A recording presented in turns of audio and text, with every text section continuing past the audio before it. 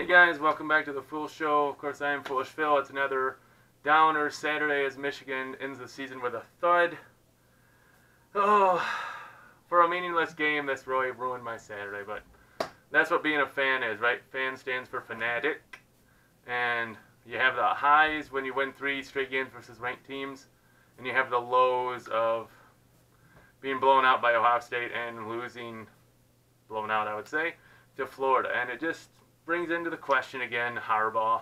It's going to be the narrative, and he improved to 1-9 versus top 10 teams. I don't know if that's all Michigan or if that was Michigan and Stanford. I don't know. Either way, it's not good.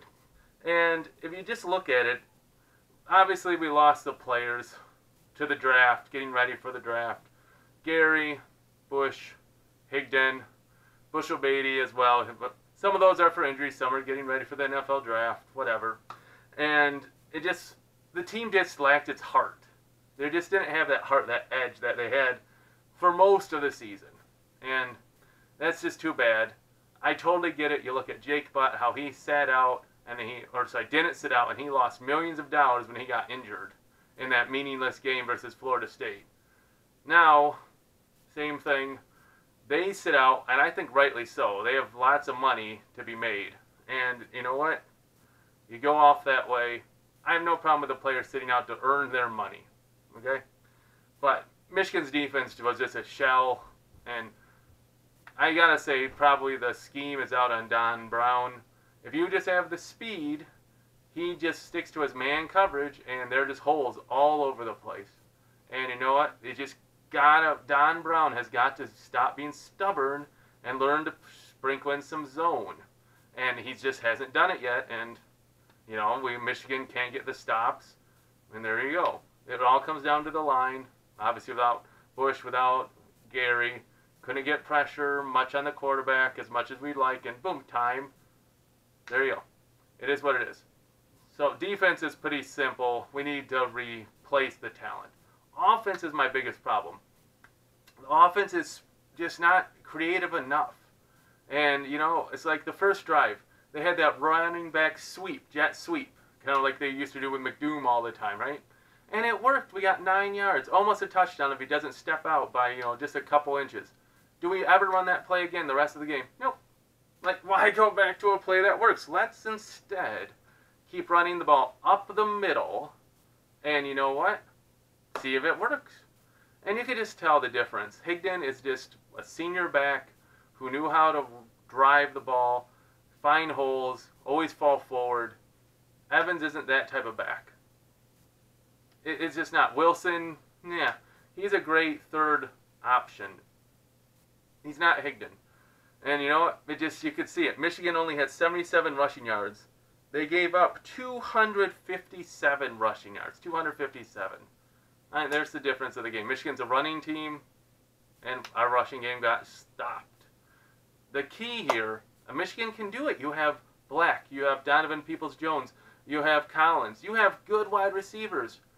We got to switch and be a passing team first in the spread and run out of it. But is Harbaugh going to accept the fact that being a pro style is not going to work in college? Now, I don't know. That's the big offseason question. Are we going to hire an offensive coordinator? Pep Hamilton, he's like the quarterback coach, offensive, coach. He's not the offensive coordinator. Are we actually going to get an offensive coordinator again? I think Michigan really does need it. That seems to be the big problem with this team. We have all this talent and we don't use it properly. Now, the big game changer, no shocker, it was 13-10 for Florida, up by 3, and the first interception by Chauncey Gardner-Johnson. I'm sorry if I have that wrong. But that was just a big play. It was a deep bomb to Collins. It was a great play by Gardner-Johnson.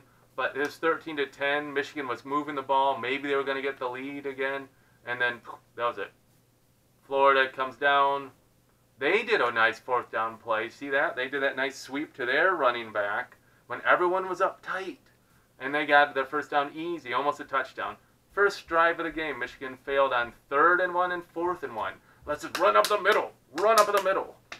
Like, can we have some creative play calling, please?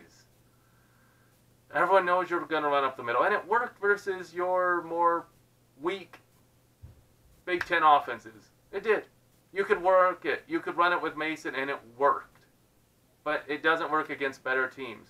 Like Florida. They have a good front seven. They do. And Michigan's like, we're just going to run the ball. It didn't work. Turnover on downs. Like Michigan, like kind of like they had all season. They just, in big games, they don't come out and get the points in the first half when they really needed them. Settling for field goals. Right? So, just my thoughts on the end of the year. I mean, 10-3, a big dud again. Start the season with a loss, lose to Ohio State, lose the bowl game. Blah. It'll take me a while to get over this. It always does. Any loss takes me a while, but now I, usually have a week to get ready for the next game. Yeah. You got January, February, March, April, May, June, July, August, basically 8-9 months. Like, yay. Oh, one thing that really annoyed me was how ESPN was doing promos for Clemson Notre Dame in the Michigan game. Not just like a couple, but like almost every time they came back from commercial. And they even had a sideline report from the person at the Michigan-Florida game. Their sideline reporter was doing a sideline report about Notre Dame-Clemson. Like, can we just focus on this game? People know Notre Dame-Clemson is coming next. You don't have to shove it down our throat. That really kind of ticked me off, but of course, I was in a very happy mood, as Michigan was just getting run and decimated as the second half ran on. Hey, those are just my thoughts. I know I might get some other followers following this along, maybe some trolls, like, and you know what? You guys brew it up. That's what you get to do when your team wins or your rival loses, so I understand. That's how sports goes. Hey, thanks for watching. As always, if you like it, hit the subscribe, the little button there. I think I always forget to say where it is, but I think you guys recognize where the red button is. And if you have any thoughts, comments, let me know what you think. As always, Michigan is my team, and I've been with them when they were terrible, like 3-9, and 10-3 kind of turned it all the way around, but there's just more. And that's what Michigan fans want, is more. Honestly, we're not very happy unless we're beating Ohio State and winning like the Big Ten.